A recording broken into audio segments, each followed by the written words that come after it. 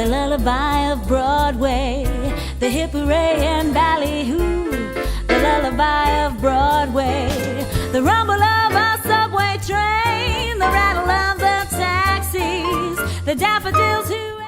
Brian Long charted his career path into the world of rock and roll band management and promotion by blending his Penn State business degree with his innate ability to think and plan strategically. What Brian couldn't anticipate was the music industry's dramatic download downturn that eventually encouraged him to turn his promotional attention to a whole new set of performers and venues, ones that captured his imagination from the very first moment the curtain went up. I moved into producing theater. Instead of musicians, now you're dealing with writers, directors, and actors. You've been on the road with musicians. How did you even know you wanted to work with this new subset? Well, the interest started when I started making like a decent amount of money. Once I started having some legitimate disposable income, I started going to see plays. I didn't go to musicals, but I was focused on just some plays. And I think the first play that I'd seen in New York, a play called True West, which is a famous Sam Shepard play. Philip Seymour Hoffman and John C. Reilly were the two main actors in the piece. Wow. And they were like rotating characters back and forth each night. Like one night, Philip would play the bad guy, and then the next night he'd play the good guy, and they'd just rotate back and forth. What a cool concept. It's a really neat idea, and I think that kept it fresh for both those two actors. From that play on, I was hooked. So I started getting to a point that when I wasn't out on the road on tour and I was in New York, I would do my best to try to get to a play a night. And there's weeks I saw 5 plays. So I got familiar with commercial theater, like I saw like stuff that was happening on Broadway. But I also got to know the theaters that were part of the Off-Broadway world, you know, like Rattlestick and the Vineyard and Signature Theater, MCC, MTC, all these big Off-Broadway producers who were not-for-profit companies.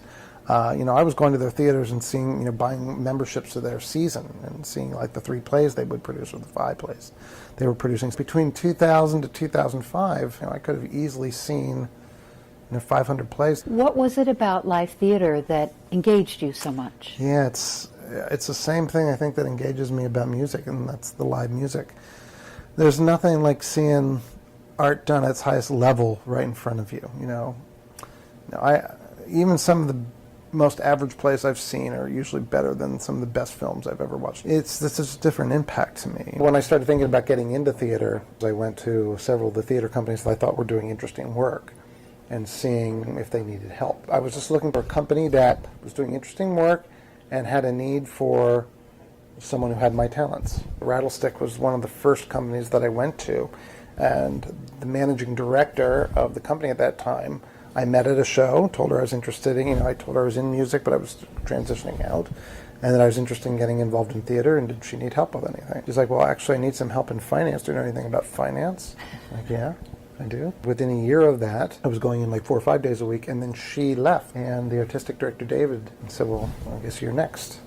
But within that first year, I learned enough to be able to take over the managing director role and do it effectively. I had to fundraise. That was another big thing.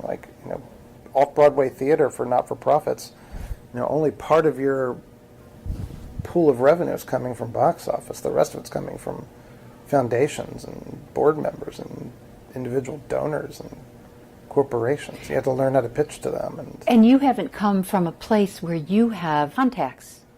Or a background. Contacts. You had none of that. No contacts, no training. People who are interested in becoming a theater producer usually have to take like arts administration classes to know how to run an arts organization. I didn't have any of that background. Were you successful right away? Yeah, things changed pretty quickly. When I went to Rattlestick, they were about $350,000 a year was what their income and their expense was.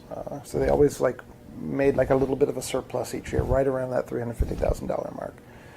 And they were doing about 3 shows a year, and they might run them anywhere from 20 to 40 performances. By the time we got to 2013 was our peak year. We were up to 2.2 million, and we did 12 shows in a calendar year, 12 shows. It grew 5 times in a From 2007 to 2012? 2013. 13, so Yeah. 6 years. Rattlestick became a big deal. Artists had always liked Rattlestick. David had a great sensibilities. He knew how to do interesting work, and he would get interesting artists involved in his company. But in terms of it being a bigger player in the Off-Broadway stage, that really started to happen like 2 or 3 years into me being there, because more money started to come in. The year that I was there, that I had worked with Sandra, who was the managing director at that time, I think the box office was like $70,000 for the year on all the shows. So I spent a lot of time learning how to try to market and how you create word of mouth and how you try to generate press and what you do when you have a well-known actor and how you communicate that message. And within my first year, we went from that 70,000 to 210,000 at the box Louise, office. that's 3 times as much. Yeah, in the very first year. And What did you do? a lot of things. Like, I brought in a team of like interns, and I had them doing a lot of different projects that involved outreach and building the mailing list and the email list. And I worked very hard with the publicist. It wasn't just one thing; it was just a lot of things, and helping build a team. Were you happy? Did you like it? I did. I very much did. The height for me was 2013, where, as I was saying, we were going from like 350,000 to like 600,000 to 800,000 to 1 million. And then we had a season where we did a play with Jesse Eisenberg and Vanessa Redgrave called The Revisionist, and we did that at Cherry Lane. And Cherry Lane is another off-Broadway theater? Yes. David started to see a need for some more established writers that were not getting their work done because the work that they were doing was maybe a little riskier than some of the more traditional theater companies were willing to do. But David wasn't shying away from that. So he and I made an agreement. We would contract out that Cherry Lane venue, provided he was sure we could make about $150,000 at the box office. First 3 shows we did it. And we ended up doing 8 at the Cherry Lane when I was there. And I ultimately did 50 over my period of time, actually 49. Came one short of 50. So I did 41 of them at Rattlestick and similar venues, because we also used a few other ones, but mostly Rattlestick, and then we did 8 at the Cherry Lane. In having this kind of success, do you start to hear Broadway as opposed to off-Broadway?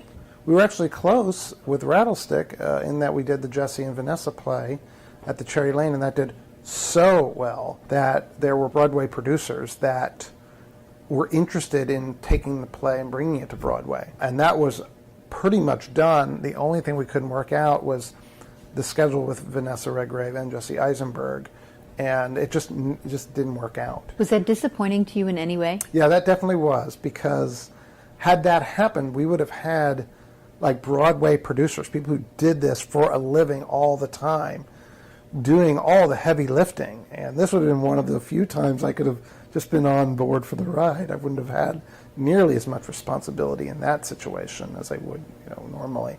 So that would have been fun. The end of that 6 years in 2013, how would you define Rattlestick based on the overall hierarchy of Off-Broadway? I think there was a point in time where I had calculated in 2013 that we were the 7th largest not-for-profit off-Broadway producer in the city in terms of number of seats available for our season. And the people ahead of us on that list were people like the Public Theater, Playwrights Horizons, MTC, which had a Broadway venue.